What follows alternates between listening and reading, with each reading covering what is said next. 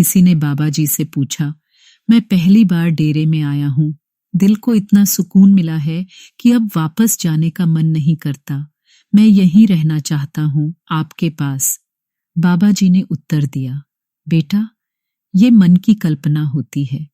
हम सोचते हैं कि अगर ऐसा हो जाए तो सब ठीक हो जाएगा, लेकिन जिंदगी कल्पनाओं से नहीं चलती।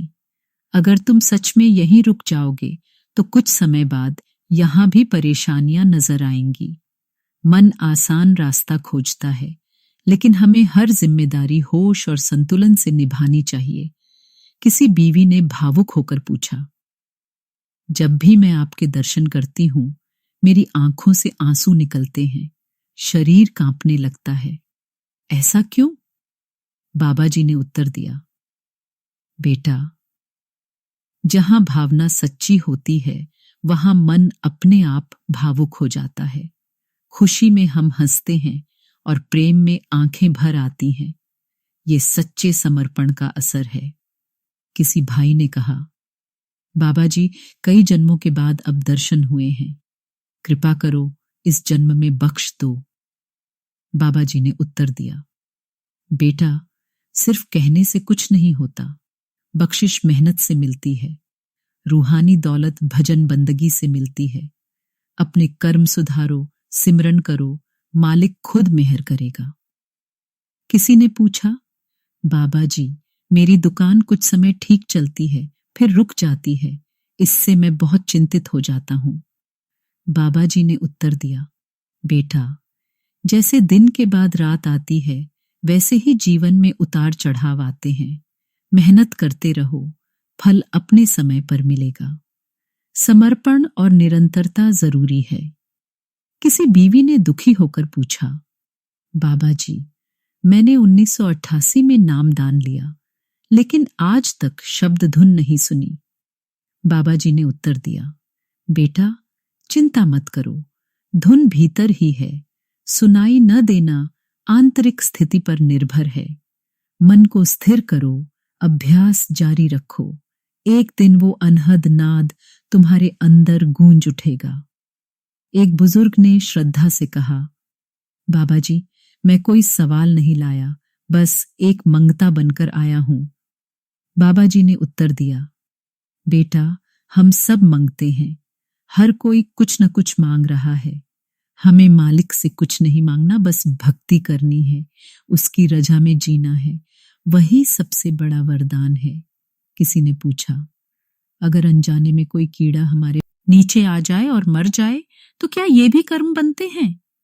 बाबा जी ने उत्तर दिया, बेटा, सांस लेने से भी कर्म बनते हैं, लेकिन सभी कर्म एक जैसे नहीं होते।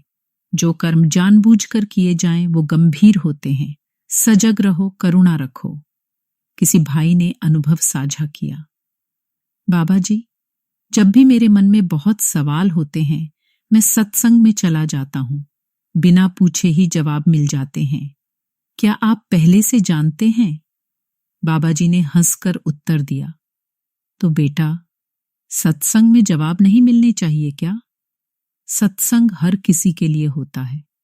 जब दिल सच्चा होता है, मालिक खुद ही हमारे सवालों का जवाब दे देता है। एक बुजुर्ग सज्जन रोते हुए बोले, बाबा जी, मेरा परिवार बिखर गया है, क्या ये मेरे ही कर्मों का नतीजा है?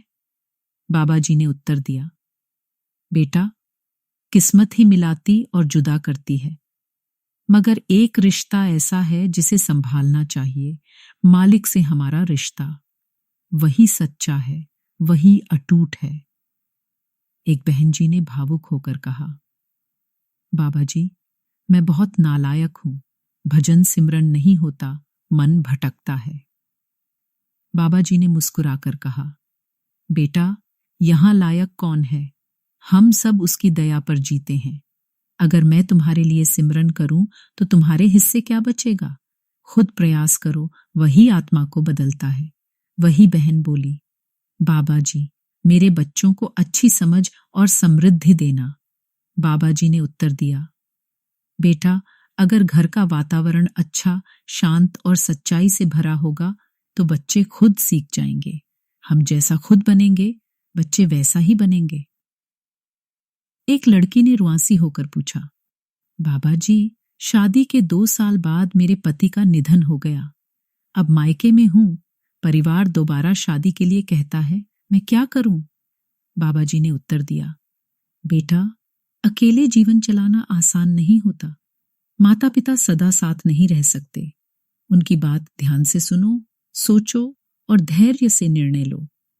फैसला ऐसा हो जो ताउम्र चैन देते।